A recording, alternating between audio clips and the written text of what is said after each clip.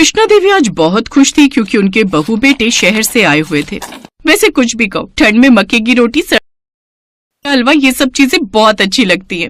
तो और लो ना बहू, तुमने हलवा तो बहुत ही कम लिया है। छोटी बहू तुम भी तो खाओ, तुम भी तो बस बनाने में ही लगी हुई हो। मैं बना लूंगी, तुम भी गरम गरम खाओ, ठंड में गरम गरम खाना अच्छा लगता है। माँ जी, मैं और आप एक साथ खाएंगे। मैं आपकी और अपनी थाली लगा रही हूँ। माँ, अपनी दवाइयाँ वगैरह भी रख लेना, क्योंकि मुझे पता है तुम गांव की देसी दवाई लेती हो, उसी से तुम्हें आराम मिलता है। हाँ, मैंने पूरे 2 महीने की दवाई वैद्य जी से ले ली है। और वैसे भी मैं पूरी सर्दी अपने बेटे बहुओं के साथ रहूंगी, तो मुझे भी घुटनों में आराम ही मिलेगा।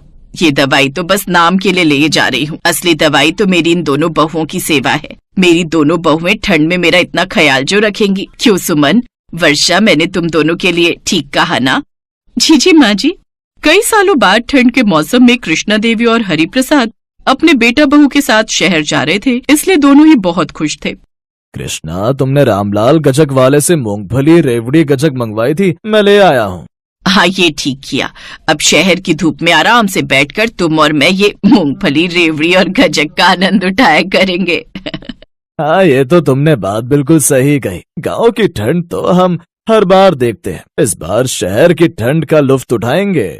कृष्णा देवी और हरिप्रसाद अपने बेटे बहू के साथ शहर पहुंचते हैं, पर जैसे शहर के लिए ऑटो करने लगते हैं, तभी बड़ी बहू बोलती है, वर्षा, एक काम करते हैं, माँ बाबूजी को कुछ समय के लिए हम अपने साथ ले जाते हैं, फिर कुछ समय हमारे पास रहकर वो तुम्हारे घर आ जाएंगे। वो माँ जी, मैं इसलिए कह रही हूँ क्योंकि मेरा घर और वर्षा का घर दूरी पर है, फिर रोज रोज आपका आना जाना मुश्किल है। ये भी ठीक रहेगा, हम कुछ दिन तुम्हारे साथ रह लेते हैं, फिर हम अपनी छोटी बहू के पास रह लेंगे। कृष्णा देवी और हरिप्रसाद पहले अपने बड़े बेटे बहू के घर रहने आ जाते हैं। सुमन बहुत चालाक थी, उसने जानबूझकर ऐसा किया था। उसे पता था कि ठंड के दिनों में वो रसोई में ज्यादा काम नहीं कर पाती है और दिल्ली की सर्दी वैसे भी कड़ाके की पड़ रही थी। सुमन की सफाई बर्तन वाली गांव गई हुई थी। सुमन को पता था कि अगले 1 महीने तक ठंड में कोई नई काम वाली मिलने वाली नहीं, इसलिए उसने इस बात का फायदा उठाया और फिर अगले दिन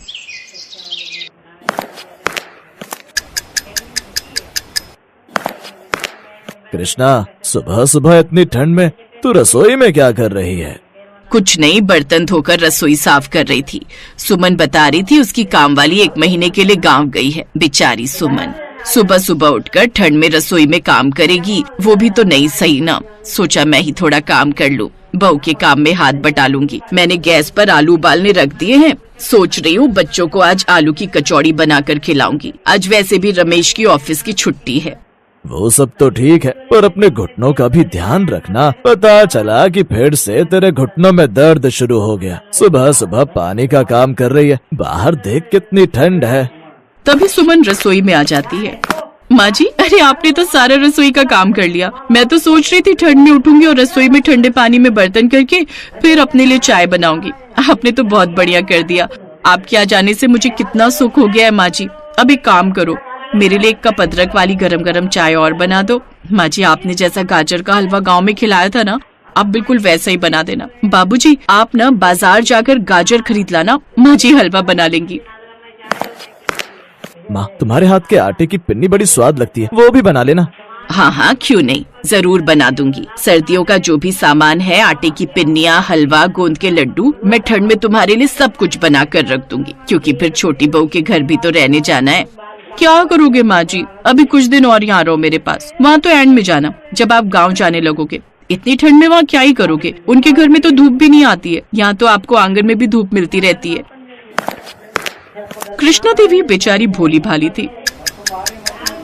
अकेले कृष्णा देवी ने ढेर सारा गाजर का हलवा भी बनाया और पिन्नी लड्डू भी बनाए। अब तो सुमन को अपनी सास की मानो आदत ही हो गई थी। वो जब देखो भरी ठंड में अपनी सास से कुछ न कुछ खाने का बनवाती रहती थी और खुद वो एक काम करके राजी नहीं थी। एक दोपहर 60 साल की बुजुर्ग कृष्णा देवी ठंड में रसोई में सारा काम करके नाश्ता बना रही थी और सुमन नाश्ता खा रही थी। तभी कृष्णा देवी का छोटा बेटा और बहू वर्षा आ गए। उन्होंने जब ये नजारा देखा तो वर्षा से रहा नहीं गया और वो बहाने से अपनी सास से बोली, माँ जी, वो मैं सत्यनारायण भगवान की कथा करवा रही हूँ, इसलिए आपको लेने आई हूँ। आज इनकी छुट्टी थी तो कार से ही आ गए। आप अपना सामान पैक कर लो और अब आप मेरे साथ रहने चलो। अचानक सत्यनारायण भगवान की कथा, पर इतनी जल्दी कैसे प्लान बना लिया? भगवान के काम में प्लान क्या बनाना, जब उनकी इच्छा होती है तभी सारे काम हो जाते हैं। पर आज तो सुमन ने साग मंगवाया हुआ था, वो भी साफ करना है, बनाना है। हाँ, अगर माँ जी चली गई तो इतने ठंडे पानी से साग कौन धोएगा? अब मेरा मतलब है माँ जी साग बहुत अच्छा बनाती है ना, मैं ये कह रही थी। अब आपके साग के चक्कर में माँ जी थोड़ी यहाँ बैठी रहेंगी, आप बना लो साग, आपको भी तो आता है। और एक काम करना, माँ जी के लिए भिजवा देना। अरे मैं लेता जाऊंगा भाभी, मुझे वैसे भी इस साइड दोबारा आना है, आप साग बनाकर तैयार रखना। वर्षा के ससुर बहुत खुश थे क्योंकि वो जानते थे कि उनकी छोटी बहू वर्षा बहुत अच्छी है और वो सुमन की तरह कृष्णा देवी को ठंड में परेशान भी नहीं होने देगी। कहीं न कहीं उन्होंने चोरी छुपे अपनी बहू से पहले ये बात कह दी थी, इसीलिए तो वर्षा बहाने से अपनी सास को लेने आई थी।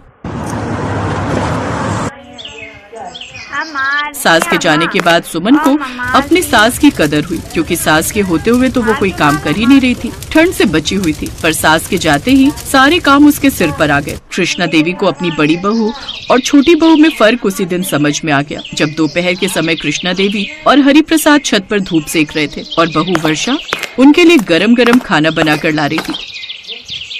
माँ बाबूजी, मूली और अमरूद भी काट कर लाई हूँ, कल ये ऑफिस से आते हुए ले आए थे। कच्ची कच्ची मूली है, अमरूद देखो कितना मीठा है, माँ जी खाकर देखो।